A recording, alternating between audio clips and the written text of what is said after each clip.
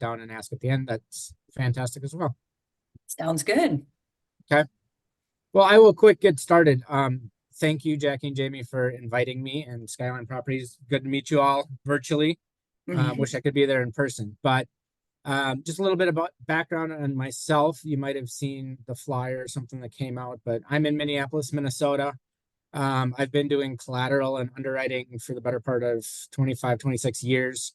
Started in the late 90s with Norwest, merged into Wells Fargo, and had a really long career there until recently when I moved to Movement Mortgage. So I've been with Movement for the past 6 months. I obviously know the collateral piece and the underwriting piece, but trying to get familiar with all the people, the systems, and all of the fun stuff that goes with that. But I've been asked to come and present on kind of a high level underwriting review, what the appraisers or kind of what the I can do, what the appraisers do and what the underwriters do. But really from the underwriting standpoint of how we look at an appraisal, how you read an appraisal. So I allowed about 30 minutes and then some Q&A. Might go longer. I can talk fast. I can talk forever on appraisals. So we can do another one of these if we need to. And through the course of setting this up, I can't remember if it was Eric or Scott, somebody asked about rebuttals. So I added that into the slideshow too, so we can talk about that. And then I thought the SSR type scores, the scoring models that Fannie and Freddie use, was an important piece. So I'm going to touch on that as well. So let us begin.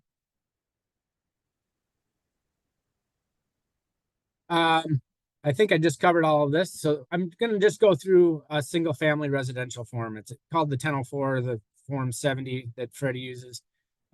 We call it the URAR, or the Unified Residential Appraisal Report. So I'll go through the first 2 pages because that's kind of the nuts and bolts of an appraisal, outside of the addendums, the comments, and everything else. But those are kind of the key pieces that we look at as underwriters to really see what gets called out, where we have to look a little bit further and dive into from appraisers' comments. I'll talk about the UCDP and the SSRs, and then that we call it the ROV, the rebuttal of value or reconsideration process. So I don't know how legible this will be on your screens, but this is the first page of like a URAR single family form. Really the high level pieces of this are, you're going to have your subject property information. So the borrower's name, the address, all of that information. Contract section is the next little blurb. If you can see my highlighter on there too, it's kind of middle to the top section. So the appraisers have to analyze the contract, write down the information, contract date, contract price, check that they've looked at the contract. And then we get down into the neighborhood section. And the neighborhood section is really going to talk about, is the subject property in an urban location? Is it in a suburban location? Is it rural? Sometimes that's open to interpretation. But the appraiser is going to check what they feel kind of the density, the population is. And it'll have the buildup percentage, the growth rate, if it's stable, if it's rapidly increasing or a slow market. You'll have some trending going on, if the property values are increasing, staying the same, if they're stable or declining, your supply and demand, marketing time, those types of things. And then over on the far right side, it'll give you kind of the unit housing price, age, and it'll be your high, medium, and low. So the appraisers are looking at like the median home type values, what's there, and then if there's extenuating circumstances, upgrades, these and that, that's what they're going to talk to you in the sales comparison grid and make adjustments for to the comparables that they select. The bottom section of this is then the site. So you're going to get the dimensions, if it's zoned agricultural, if it's zoned SR1 for single family, and then really give the highest and best use of the property. It could be a single family property, but located on a block of commercial influence. And can it be done? Potentially, if it's zoned residential, but sometimes they say the highest and best use, if it were to be torn down, if it was to burn down, maybe it would be to rebuild it as a commercial property. is the lot the best use? So those can pose some issues for us if we see that. And we don't see it very often. Also down in that section, you'll have, the utilities. Is it gas, electric, what they have for the utilities? Are they public? Is it on well? Is it on septic? None of which are bad things from our aspect. It's, really anything with the subject property, we're looking to bracket on the high and the low side if it's got similar features to some of the comparables and make sure that the property's marketable. I mean, it boils down to some common sense for the most part. However, since I underwrote many moons ago, technology has changed things where there's a lot of data points that Fannie and Freddie look at. They have some of their own scoring models that we'll talk about. And they put us in a little bit of a box that we have to, be able to fend for ourselves, if you will, to ensure the appraiser is giving us the right information that we can make the case on. But we'll talk about that in a little bit. We lose? Yeah. Is there a question? Yeah, no, yes and no, because you're in and out. There's no, it was mute and unmute, mute, unmute. I can't hear half of the thing you said. Oh, no. Can you hear me now? Oh, yeah. I hear you now, but I'm in and out, in and out. Is it probably because my bad connection? I don't know. Might be. I can hear you fine. Is anybody else having issues hearing him? No. It might be your connection, Dan. Okay. Thanks, Joyce. All right. I'll keep going. Hopefully you can hear me, Diane. Let's move on to the next page here, or not the next page. Same page. This is the bottom section. This is still page 1 of the URAR. So this will be your general description. It'll talk about your foundation. Again, there isn't a bad foundation unless there's something. Again, I don't know if you guys can see my highlighter, but when there's infestation, dampness, settlement. Again, not a bad thing, but if those are checked, it's something we're going to look for from commentary. Is the settlement typical for the area? If there's dampness, is it an older foundation? There was a heavy rain yesterday. Or is there a crack in the foundation that's, flooding water in when it does that needs to be repaired? So the exterior description, foundation walls, it'll talk about all of that. So this is really just still talking about the subject property in general. I know in the past, a lot of people are saying, well, an appraiser comes out and they do a quick measurement of my house and they ask a couple things, but 10 minutes, boy, the appraisal fee is kind of expensive for 10 minutes. They do a lot of work, at their desk, looking up market data, looking up MLS to find comparable subjects, filling out all of this information. So a lot of the time, if a customer ever says, what am I paying for? Because an appraiser was at my house for 10 minutes. They do a lot of work behind the scenes. The FaceTime is just getting some quick measurements, taking photos of everything that they need to for the appraisal. But a lot of their work is back home at the office. And then in your improvement sections, so down below, this is kind of where the appraiser will start describing things and kind of as an underwriter where we start taking note of kind of what's going on. So down below when it says describe the property, including repairs, deterioration, renovation, remodeling, etc. That's where the appraiser is going to start describing some things that they may have checked in the top portions of this page. If there's dampness, they're going to note that. If there's deferred maintenance, if there's some repairs that just really need to happen because it's so outdated that it's falling apart, rotted wood, those types of things. Or they're going to say, the property's in great condition. It's been recently updated, over the years, or they maintain it very well. They'll describe all of those things in that section. And there's not a lot of space there. So a lot of times you'll see attached addendum. And as you scroll through the appraisal report more, there'll be addendum pages where they can get into those details.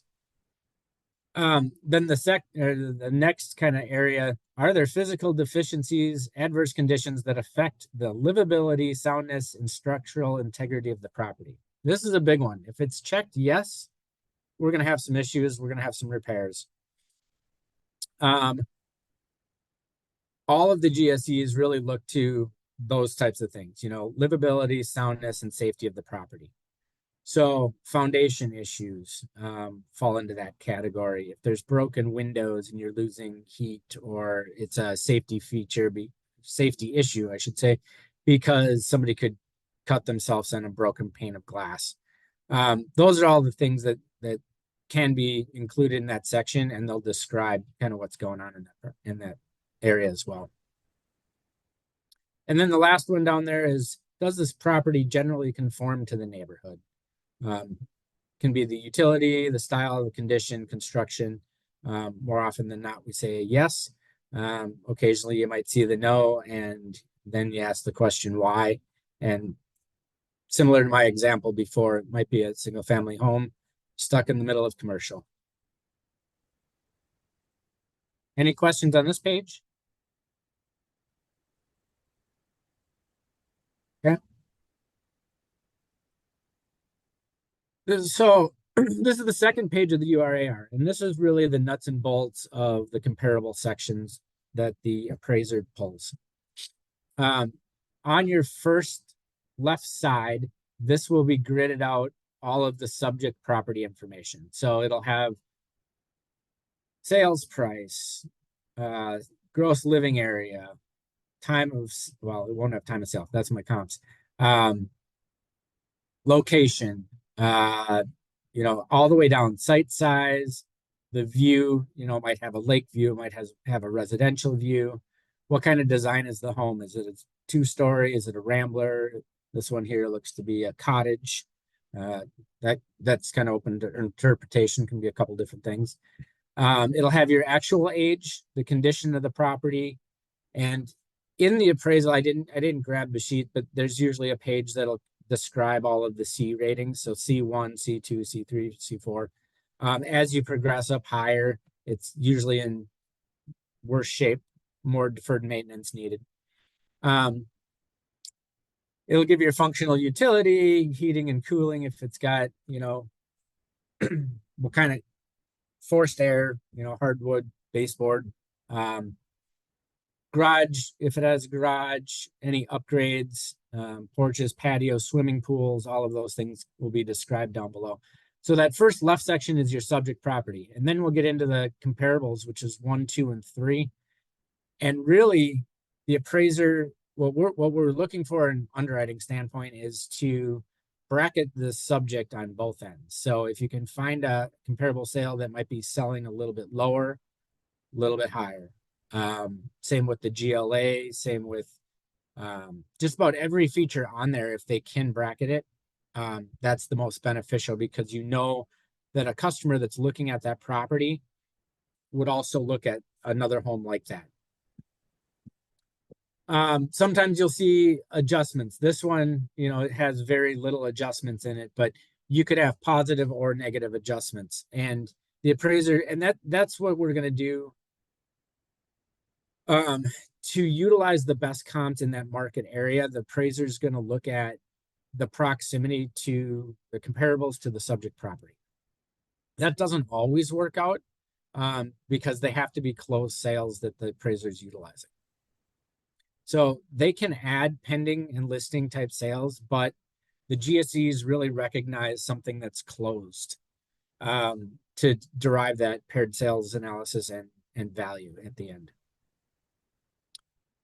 Your subject proximity to the comp. So typical guidance on that, I don't think they describe it anymore. It might be silent, but the typical norms are 1, 3, and 5. So if you're in an urban area, it should be within a mile. If you're suburban, 3, rural, 5. We know rural properties, depending on the market area, they can go further than that. And if we're needing support to bracket something, to help us support something, sometimes we do ask the appraisers, can you go dated sale a little bit longer? Can you go a little bit further away from the comp, but find a similar market area? We all know that one neighborhood is a little different than another. I mean, I grew up in one that I wouldn't say is the Taj Mahal ritzy titsy neighborhood, but 2 steps away, you can't even buy a house in there anymore because it's still a hot market. So from this, then we get down to the bottom, and the appraisers really need to describe, what the last date of sale was.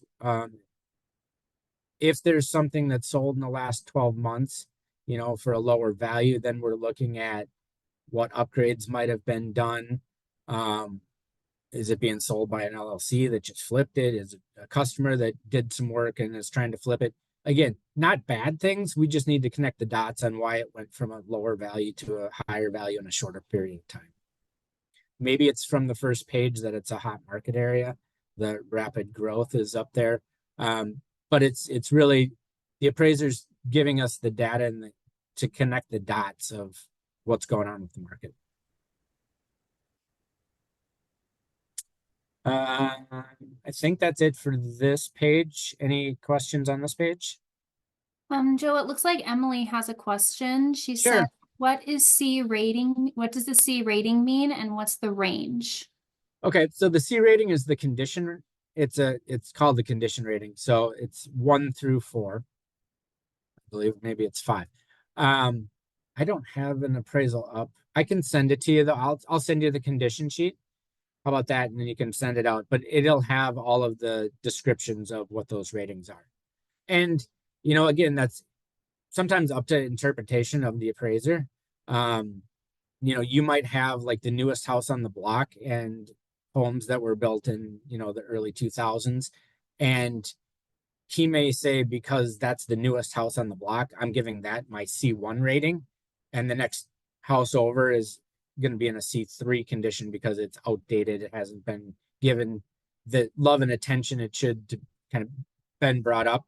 And then the next comp is the same age as his first comp, but they've done renovations. They've kind of kept up with the sign of times. They put, granite in instead of the old, stuff.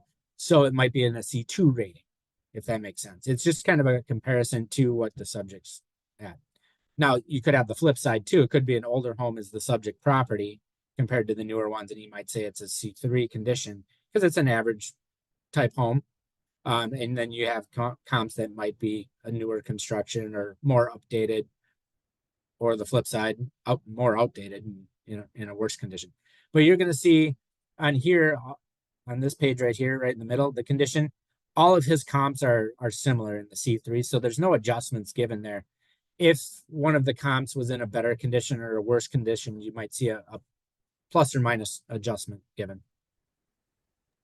So Joe, I do have a question that a lot of agents ask me is why the square footage, the gross living square footage is sometimes different than what you might see on the contract. Or in county records. Yeah. Yeah. Yeah, it's tough.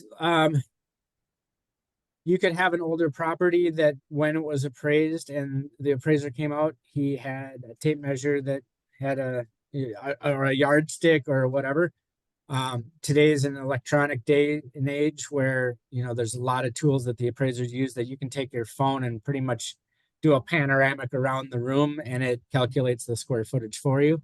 So there might be some differences in that. The one thing that I would say, and I've seen this in the past, that customers come back and go, hey, my square footage is off by 200. Like, can I get value for that? And it's a hard thing to answer because there is value to more square footage. However, if the appraiser's doing their job correctly with a paired sales analysis of bracketing both sides, it may or not really change the final outcome of the value, if that makes sense, because they're using a range. They're not sticking all their value on one comp that's the exact same square footage. They're kind of going high and low and really getting that median. Does it also sometimes, do they give different value to the first floor versus the second floor? They can, Those- and usually they'll describe, you know, what the square footage dollar amount is, and Okay. different markets do sometimes warrant differences there. So as an underwriter, sometimes we don't know what that market really does. We really rely on the market area experts and the appraisers knowing their market to give those adjustments, you know, and they have to sign off for their license on USPAP requirements, ANSI requirements, all of these things. So they should know, you know, what the typical value is for square footage. Gotcha. And then one more question I get quite a bit is what range, let's say we've got a hard to comp property. What range does Fannie and Freddie allow us to go out? For distance wise, Mm-hmm. I don't think there is one, as long as we can support with some comps that are nearby. If you have another comp that is more distant, you know, we can put some weight to that or some teeth behind that. But, and we'll get to this with the SSR scores, they have their own data model that kicks out a risk rating, and we need to somehow connect the dots in why we're doing what we're doing. And if we put our weight all on something that was 15 miles away, they'd probably come back and question us, or maybe even ask for repurchase on it. So it's a hard situation to be in sometimes, unless we can really connect the dots that the market's similar, the school districts, you know, all the different things are showing that we had to use this comp versus ones that were closer and similar, more proximate. Okay, so you can't not include something if you've got a closer comp. I do see that sometimes. Yeah, the appraisers are, you know, they're pulling data stuff, like there's Red Bill, there's MLS obviously that they use, but they're gonna pull proximate sales comps. If there aren't anything, that's usually when we go more distance to try to find something similar. Gotcha. And then one more thing, can you talk about the adjustments? Like how Fannie Mae and Freddie Mac look at larger adjustments at the bottom of the page versus, you know, and how maybe they come up with that? Yeah, so right down here in the very bottom section, so we'll just use comp one as an example. Our subject here is 5 total rooms. It's got 2 bedrooms, 1 bath. So total square footage is 1,100 square feet. Our comp next, our first comp is 6 total and 3 bedroom, 2 baths at 1,200 square feet. So a little smaller rooms, if you will, from the square footage wise. But there's some adjustments given because it is a little bit bigger. It has another bathroom. So when you get the positives and negatives here, right down at the bottom, you're going to have your totals of, you know, your negative adjustments, 1.4%, your gross 4.9%. I don't know if Fannie and Freddie today have a threshold of what does and doesn't meet. We obviously look to stay within, you know, I'd say maybe a 10% tolerance if we can. I don't think there's a full guidelines that you can't go and exceed something. And typically you don't, because if one comp does, another comp won't. Okay. So to me, if you have to go, say, distance to find a comparable sale because the square footage in the area is, you know, half of what the subject is, and you got to go find a comp that's more comparable, they're going to make some adjustments for either the location, the condition, some other things, and then describe the market area to be similar. And if it's exceeding adjustments, you know, it's again support for the full gamut of comparable sales to get that opinion of value. Perfect. Thank you. Sure. Joe, how are we doing on time? Can we answer just a couple more questions for this page? Yeah, absolutely. Okay, great. So Emily is asking, when you're appraising a condo, do you appraise the outside and its neighbors, like its neighboring condos, probably attached, detached units? Yeah, so condos are a little bit different animals. Depending on if it's a high rise or if it's like detached, condos, like I should probably, well, I guess I won't, if it's in a, if it's a standalone house that's in a condo association, that can be different from like a high rise type condo. So they are going to look at, they're going to describe all the common areas and stuff. But the unit themselves are actually the easiest underwrites typically because they're usually pulling comps from within the same building.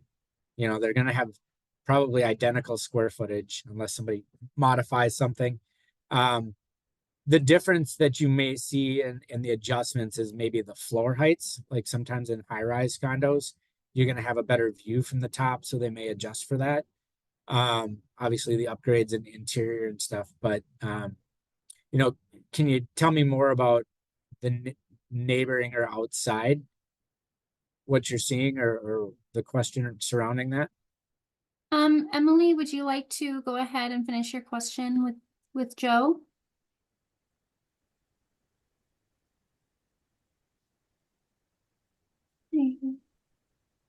She had mute. I believe so. Okay. And maybe I answered. I just Oh, want to make she sure. she can't unmute. Oh, okay. We will return back to that question. Yeah. Or as I can we- follow up afterwards too. Yeah, and then the last question we have for this page is from Laura. How does this form differ when appraising a condo unit with respect to the livability, soundness, safety? Do you look at the livability of the condo unit only or the entire condo building itself? For example, if the condo unit being appraised has no broken windows or safety issues, but maybe a unit on the opposite side of the building does, how might an appraiser address that, if at all? It's a little bit of a long one there. Yeah, I would say we're really looking at the unit itself. There on a condo, there is a team that's kind of underwriting the project, if you will. So they may, look at if there's any special assessments or anything that may affect our customer. But from a underwriting standpoint, we're really looking at the unit itself and how it compares to the other ones. So, if there's a broken window in another unit, we're not looking at that. And the appraiser probably doesn't even know that, to be honest with you, unless they appraise that unit. They usually don't call it out on MLS if another unit's for sale or recently closed. So Joe, basically, on the condos, you guys are just doing the property itself, and you are doing you're coming to an appraised value on the property itself, and the HOA or, our condo department is the one that takes care of any legal issues with it or, anything like that. Is that pretty much the case? That's correct. Yep. Yeah, we have a condo team and it's run by Sam Chasno. Perfect. Yeah, and they're And really we- good too. If anybody needs any help with any kind of condo questions, the team is always available and they answer quickly. Yes. Yeah, Sam, I got to meet when I was out in Virginia, and he is all things condo, loves condos. They've been very helpful for me in my files. Good. Good to move on? Yeah, let's go ahead and move on. We do have some more questions, but Oh. we can kind of move on and we can go back to those questions later. Okay. Well, let's answer them now. We're good. Okay, great. Diane said, sellers want more than one appraisal. Do sellers want one, or you Do saying they sellers do? want more than one appraisal? Sometimes yes. Are you saying the seller of the property or sellers as movement mortgage? Most likely she's saying of the property. Oh, are you there, Diane? Go ahead. Yeah, the Oh, seller, perfect. the property. If they feel like the first appraisal is kind of low, that's not, all seller wants their property be high, and they want a second, and I go, yeah, I guess, it's just like it costs you more money, but it's up to you. Yeah. So I Um, just, I don't know, is it worth it or not? And I said, well, it's gonna come probably close to it. I don't think it's gonna change. Yeah, well, let's talk about that when I do the rebuttal of value, because there's another avenue rather than getting a second appraisal report where we can work with the appraisal. If And the can I customer thinks the value is low, we can work with the AMC on that and the appraiser to see if there's additional comps that we can help support a higher value. But just so you know, Diane, they're not gonna automatically allow a second appraisal. You could go to another company and they would do one. Of course, but there is the rebuttal process that we would go through. So just ordering a second appraisal wouldn't be allowed unless it's part of the program. Right. Yeah, there's some programs that in jumbo that do need a second.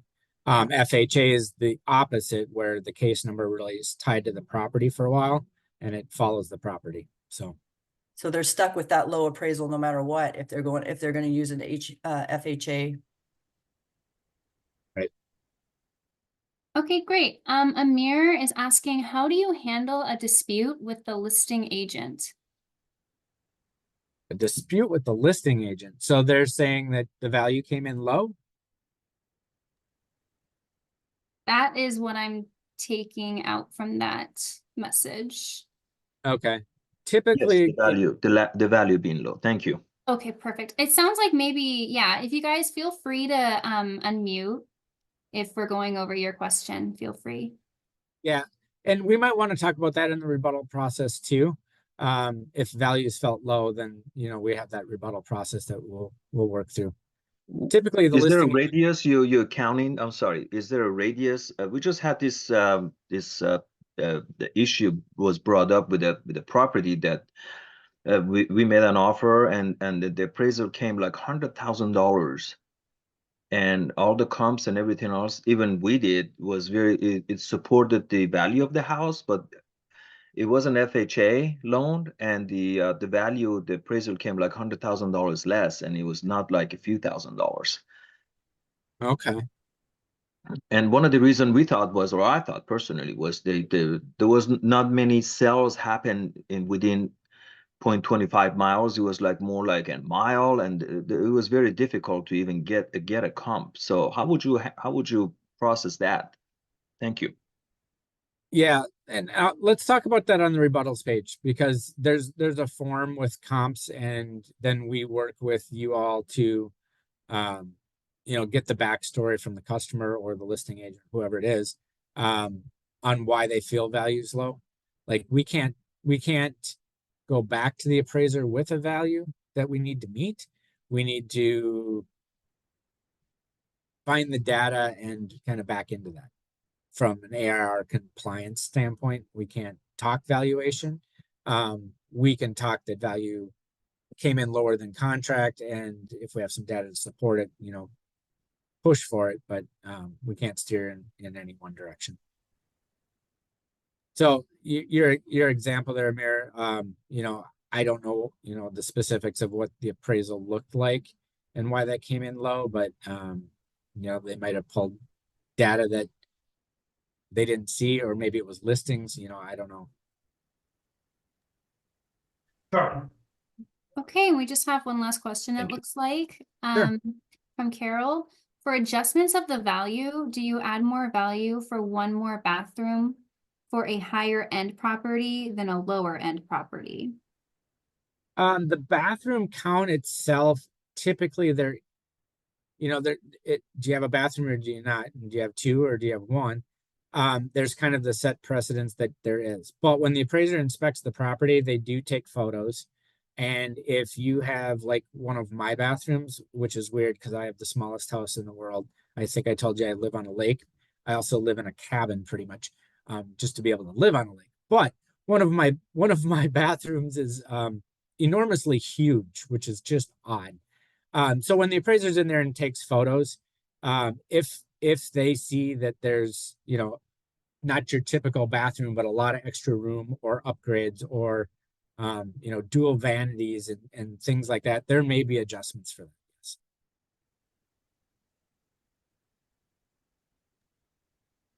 Okay, perfect. It looks like we have answered everybody's questions. Okay. If not, just go ahead and type in. but we can keep moving on. Thank you. Yeah, we'll move on.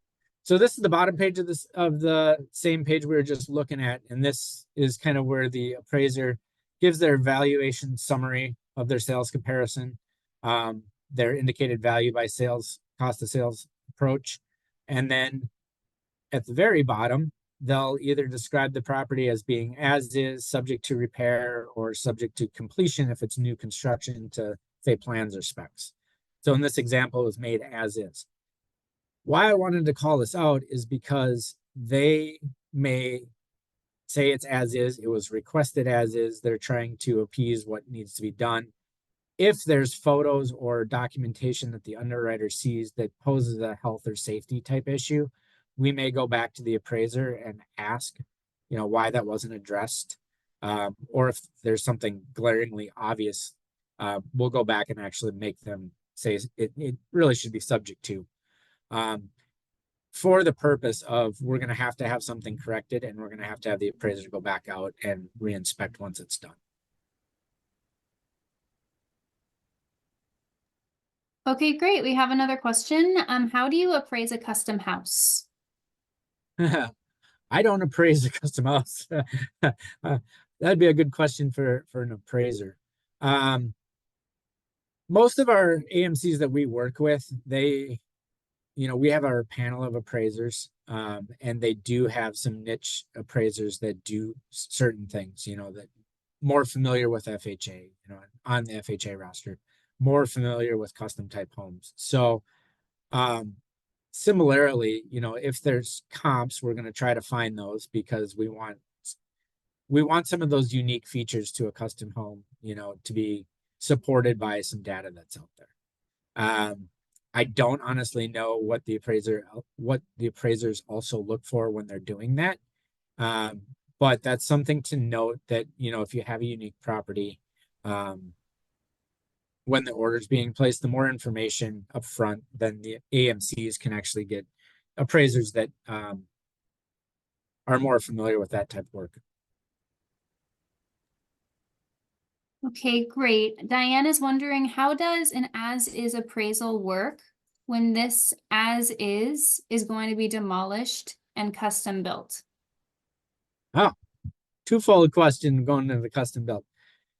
That can be different. The problem with that is, well, I guess it shouldn't be a problem.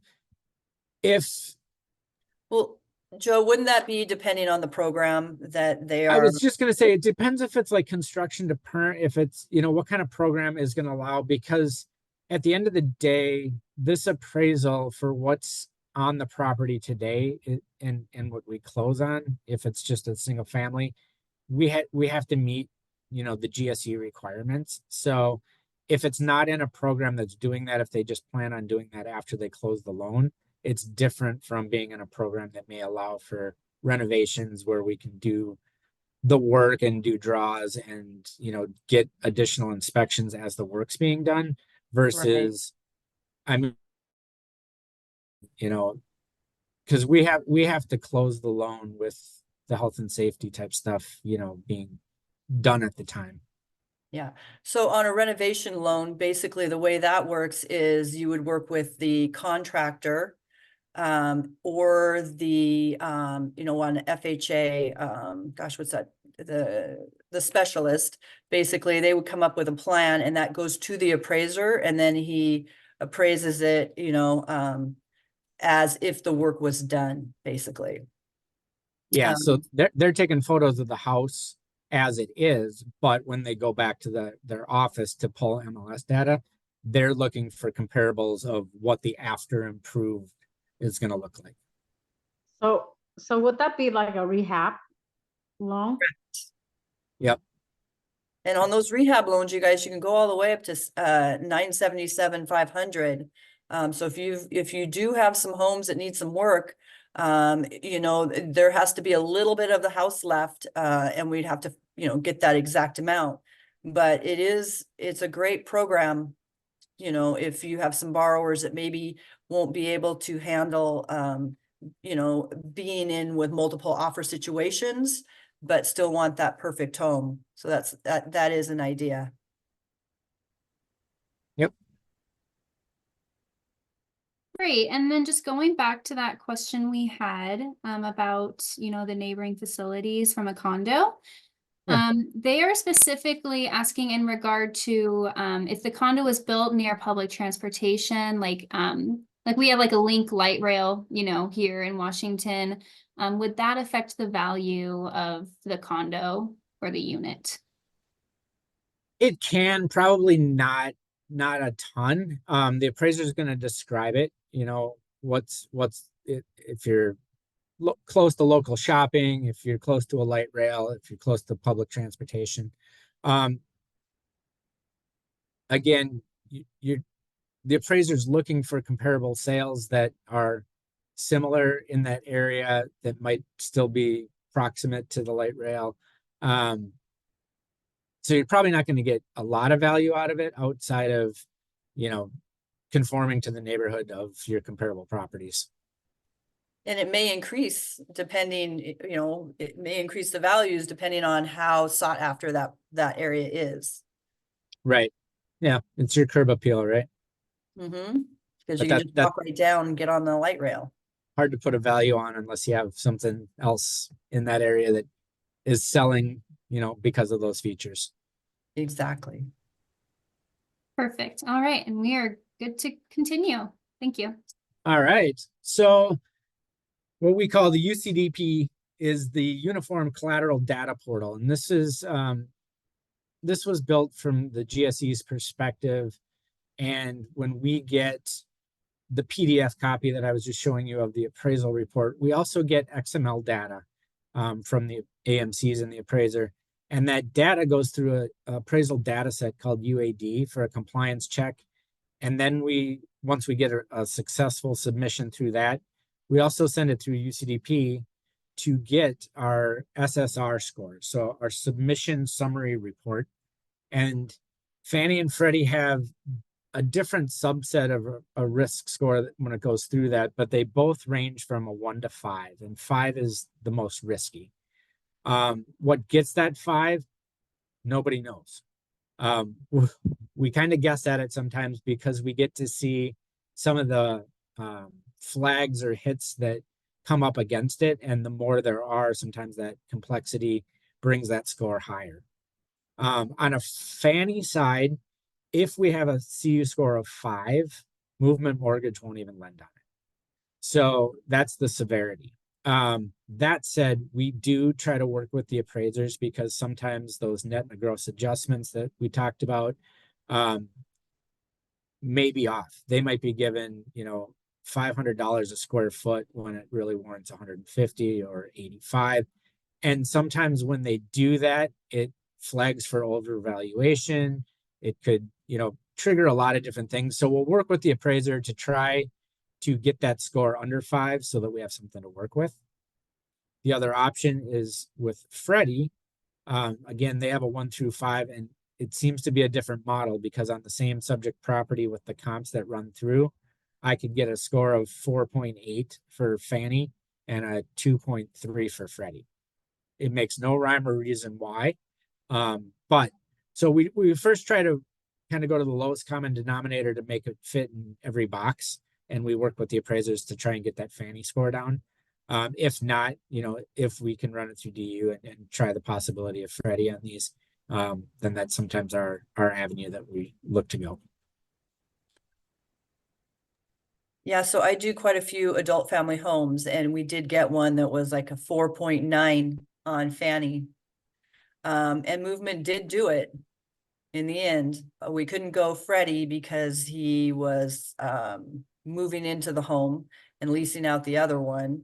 So, we were towards closing, and we didn't want to have to do another appraisal. So they did do it. Took a couple days more, but we got it done.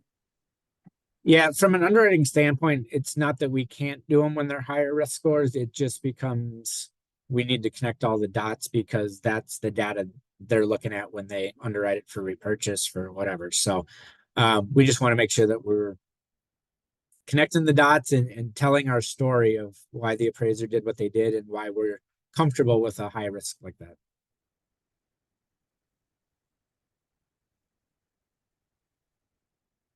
This is just, oops, I went too far. Sorry. This is just an example of what that SSR looks like from like a Fannie Mae perspective. It's got all the information on the subject property, the comps that the appraiser used. This one says UAD compliant finding, no findings returned, but there are a couple. So our first one, this FNM 1000, this will tell us what the risk score was. So this one's a 3.6 on a scale of 1 to 5. If you're in a rural area where there's not a lot of data, sometimes it gets returned as a 999, which just means there isn't a lot of data out there. But all of these things, you know, if it's not a 5 and an automatic, not going to happen, or we need to go back to the appraiser, all of these are just warning flags that kind of pop up. So we kind of guess at some of the things that drive the scoring, but we don't have all of the data.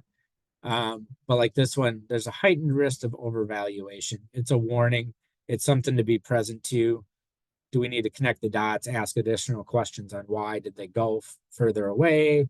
You know, like the next one down, identified market reaction to location may differ. Is it just adjustments that the appraiser is using versus adjustments that are typical in the area?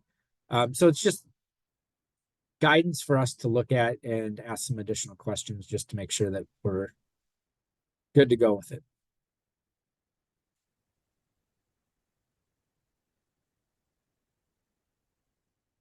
Any questions on the SSR stuff before I go reconsideration of value? So I just want to clarify one thing, just because it has warning on there, sometimes, you know, you think that that might be a huge issue. Most of the time we overcome those warnings, just going back to the appraiser. Is that right? Yep. Yeah, if it's a lower risk score, if it's under 2.5 for Fannie, we have reps and warrants from them. So we may ask some questions just to make sure that everything, you know, in the report is, you know, I's dotted, T's crossed type things. But we do have rep and warrant for the value. So it's usually not an issue. It's the ones that are 2.6 and above when we get those, we really need to kind of state a case. And as that score gets higher, you have that layered risk. So we're looking at different things. And just because it has one warning flag versus 6, it doesn't mean we can't overcome them. It's just sometimes more work for us to ask the right questions.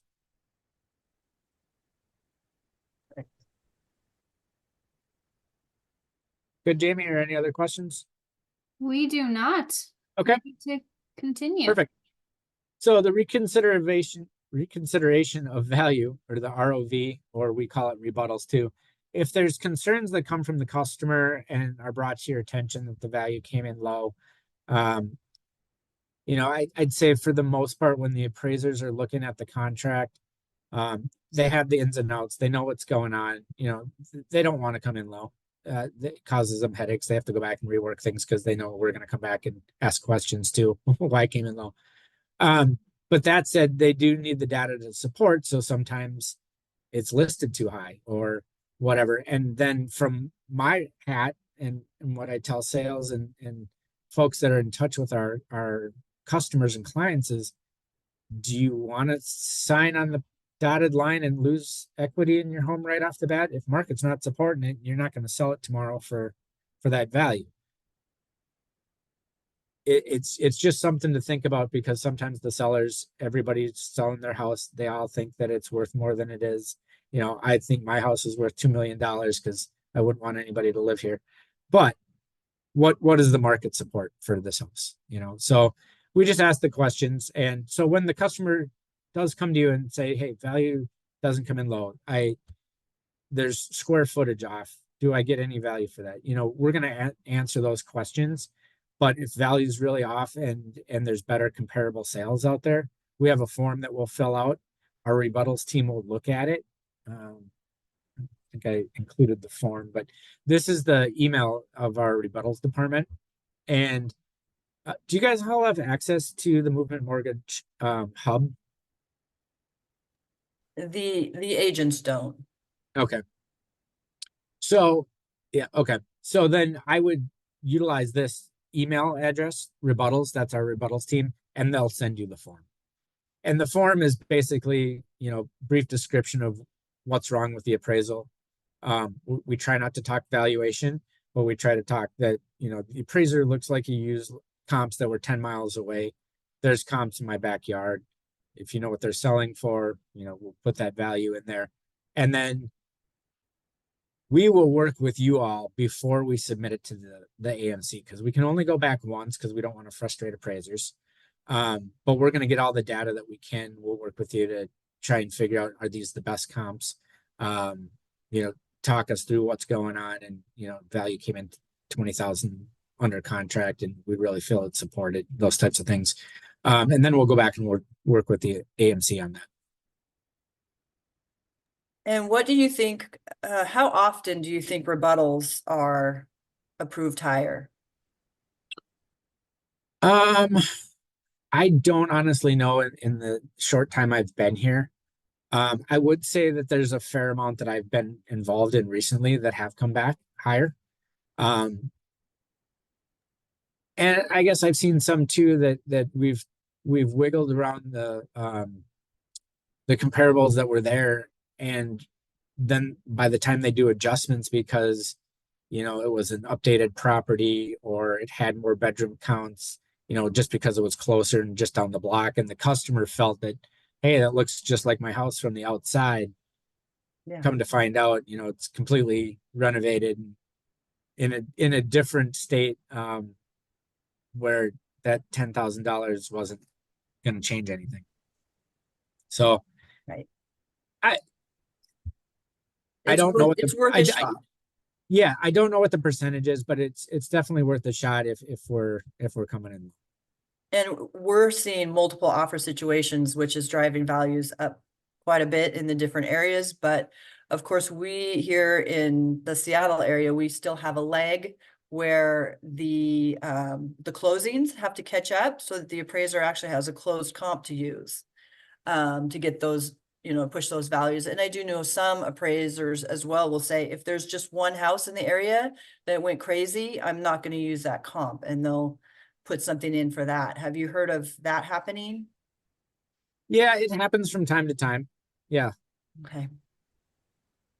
The difference with that is, you know, when the appraiser goes out and signs, you know, with their name and their license of the date that they submit the report, when you have a sale after that, it becomes concerned because, you know, they're inspecting it at that time. So then it becomes, is it a new, not a new appraisal, but is it an updated appraisal? Is it what kind of fee is associated to rework the data? So there's a lot of different scenarios that we kind of work through with the AMC and the best approach for that. I know that you guys are always striving to get to that purchase price, you know, and I know the team does everything possible to get there because I've been on the other side of it. Yeah. It's the struggle of ops, right? But it's yeah, we're here for the customer in the end, and you guys as well. You know, we're all on the same page trying to get things to closing and through. Okay, let's move on here real quick. We're kind of running out of time. I'm sorry. This is just more on the reconsideration of value. Just some of the things, you know, it can't be a comp that's already included in the report. We need some additional data that comes out. Can't close, or it should have closed on or before the effective date of the appraisal. So that's sometimes where our struggles are that we just talked about, something afterward. And then the one request, you know, we'll have some back and forth before we submit it, but it's just one rebuttal request on the file. So we want to make sure we capture everything we can and submit it correctly the first time.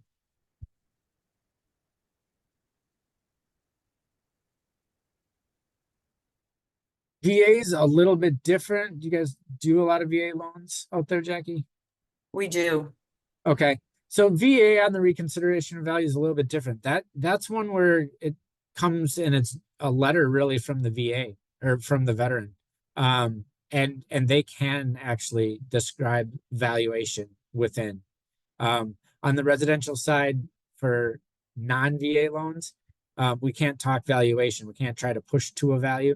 Where on the VA side, you know, they can state why they feel a value is not what value they think their house is worth, and then give supporting documentation to why.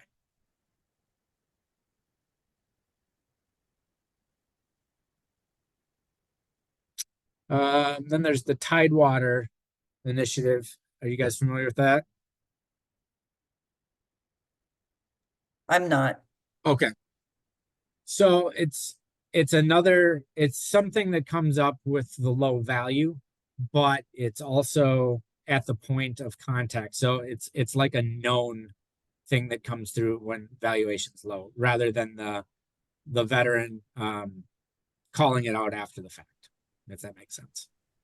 Got So it. then we work at that point, right off the bat, when Tidewater is noted, we know the valuation's low, so we're already working. Okay. Oh, it looks like that's a different in Virginia area. Yeah. No, that's just VA. It was developed by the VA initiative that they did. I did get through it. 1 minute to spare. More questions than I anticipated, but all good. That's great. Yeah, if anyone wants to go ahead and unmute, maybe ask a couple questions, Yeah, absolutely. feel free. It looks like Nancy, she's asking, how would it work if we add part or all of the commission to the purchase price? Would it affect the appraisal? That's a good question. I don't know that you can.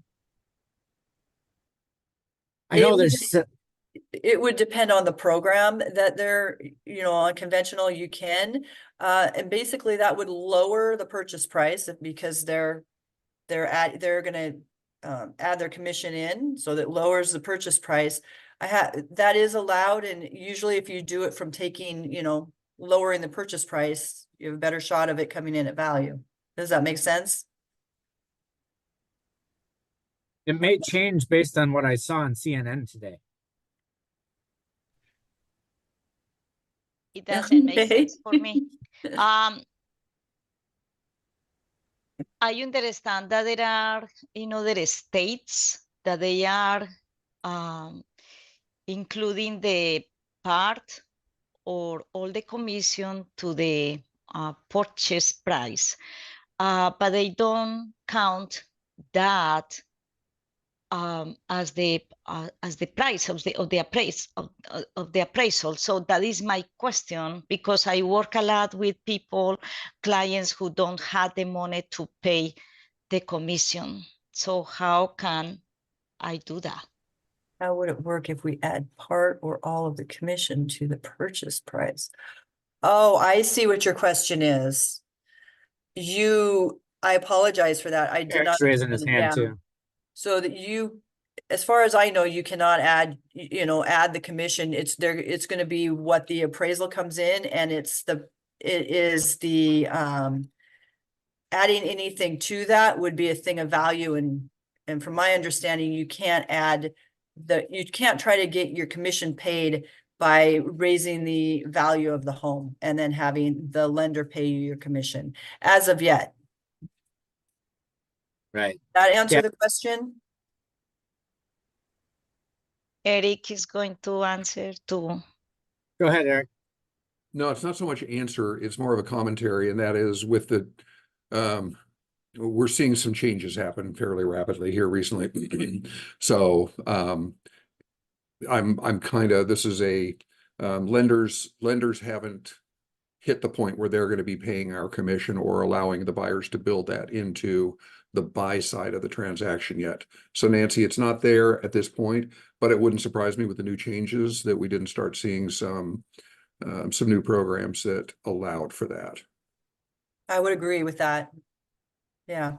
I asked that question because a friend of mine in a different state, she was able to add it to the purchase price. That is, and I haven't heard anything here in Washington state yet. I think it's probably going to come down to it actually appraising for that value. So it may not, it may be added onto the purchase price, but it still has to appraise for that. So because it's going to be, basically they're borrowing your commission is what it comes down to. So, and that's what we're looking at. Right. I have Thank a you. question. Oh, go ahead. Hey, Drew. This is Drew. I have a question, Joe. If Yeah. 10 appraisers appraised a $500,000 house, which you don't need to because I just told you the value, how much variation would there be in the price? That's a great question. I bet you, I was to really think about it, they're not, I bet you that they'd be within 8 to 10% of each other. Well, that's pretty big variation. I was kind of hoping it'd be like 2 or 3%, you know, I bet 500 I maybe have a vary by, feeling with the market data, if it's the same time frame, yeah. it would be pretty close because they're probably pulling the same comps. There may be some slight adjustments, but I bet you it wouldn't be more than 5%. Okay. How often does an appraiser actually use an active listing? I see that quite often, actually.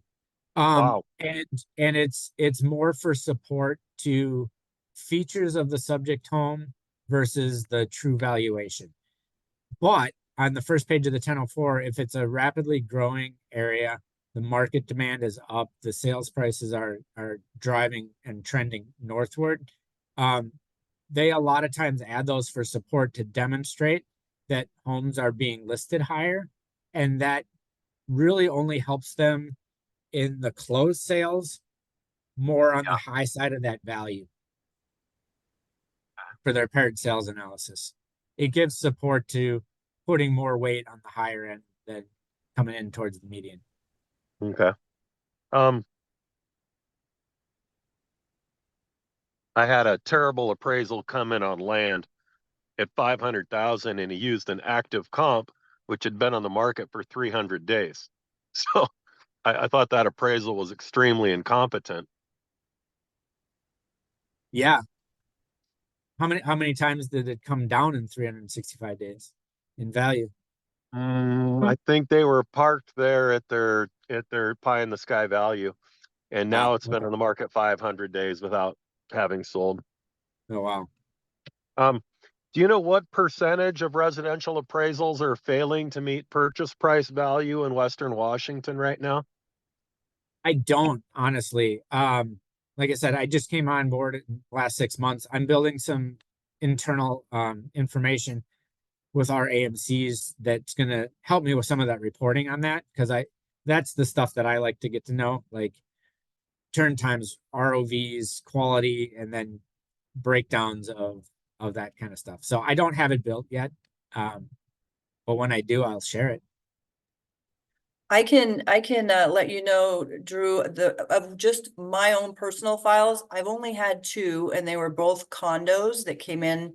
They were both around one was 750, one was 650. They both came in about 25 low, and we ended up on both sides.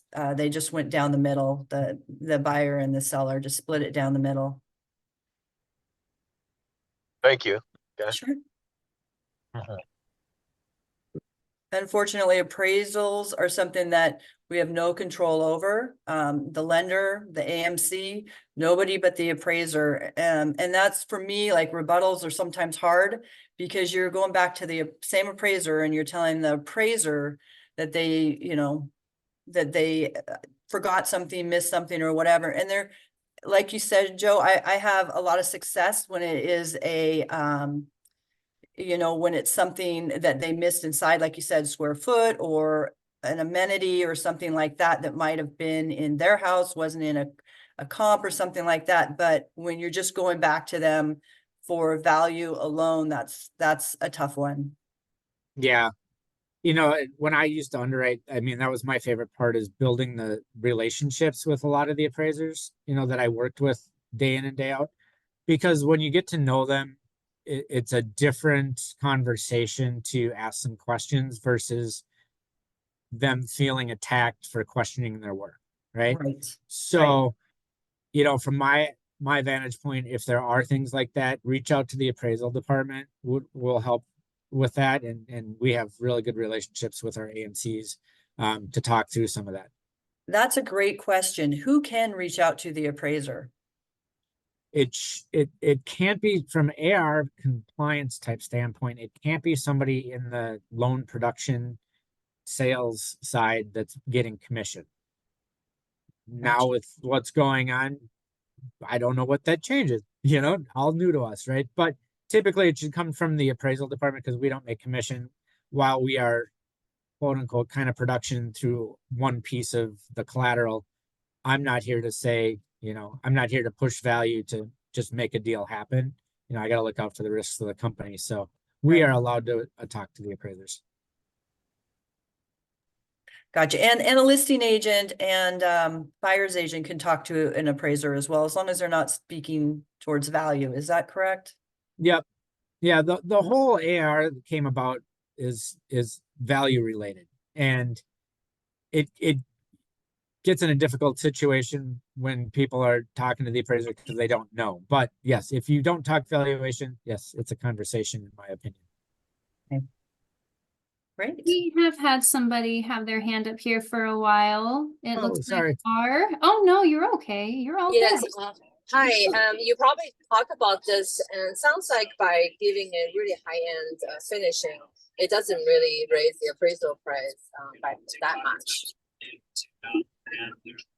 It really depends. Yeah. The issue I see with it is if we have more data to provide the appraiser or go back with, it really helps because unless, like I said, unless the appraiser's out and did the actual appraisal for the comparables that they're utilizing, they're going to get the MLS data, and there might be photos, there might not be a lot of photos. So it helps if we have that data to say that comp one had the same, upgrades in the recent whatever to their kitchen. They just put $80,000 in whatever information we have to help describe that, because the appraiser may or may not. It's not that you have a dollar value assigned to, say, granite countertop quartz versus granite, like that there are different dollar value assigned to them. No, you kind of broke up, but yeah, there's not a dollar specific. Yeah, and last question is that because you don't go into the wall, so really there's old pipes or new pipes, it really is not your concern. Right. Thank you. Sometimes you may see that, like an appraiser will call up because they go to the electrical box. I mean, I've seen old homes with knob and tube wiring, and they may say it's more outdated. Is it sufficient and, a utility that'll service the house? Yeah. So you're not going to get any difference there. But, we're going to address it as the appraiser provides the information. Hi, Joe. Hi. Yeah, and thank you so much. So I'm new from our company. I mean, how much is the appraisal? Because I do have a potential leasing by the end of this month, which is around $3.5 million one. Okay. It can vary. Some of the high end ones, if it's a niche product, or if it's, depending on the market area, the AMCs have a fee sheet. So I don't know, I can't give you a quote. I can say the average is around 650, but when you get into the higher market or niche products, sometimes we see them north of that. I can answer to that a little bit. So it's funny, appraisers charge different amounts, and then also you can rush an appraisal and you can have add a rush fee to it. I would say you would probably want to disclose about 1,200. Of course, if we don't need a rush, it could be 950. It could be, right now what I'm disclosing is 850 on a under $1 million home, basically. Okay. Okay. And it depends on square footage, what drives it over that $1 million, because sometimes, area, it can add quite a bit to the cost of a home. So it could still just be a normal family home. But when you get into the large square footage and you get into all, like you were talking about, all the custom upgrades and things like that, that could be more. Right. And is it possible, if the house owner requests we just say 3, appraisal, and then, they're gonna figure out which one really, benefit them. Is it possible? So mean, it's if they been, do- so what happens is if you're with the same company and we do two appraisals, and on a jumbo, we have to do that. They're gonna take the lowest appraisal, lowest okay, value. got it. That means it's okay if they want to do more than one time, appraisal, right? So the buyer, or the seller themselves doesn't get to order the appraisal. It's done through through the loan process. If the seller wants to order an appraisal just to have for themselves, they can definitely do that. And usually they would contact whoever their loan person was, and they'd be able Right. to refer them somewhere. And then that would be, hey, here's the appraisal. It's not the one you're going to get to use for the buyer's loan process, but it does help with, if you've, trying to come to that exact selling price. So it can help there. Okay, thank you so much. Sure.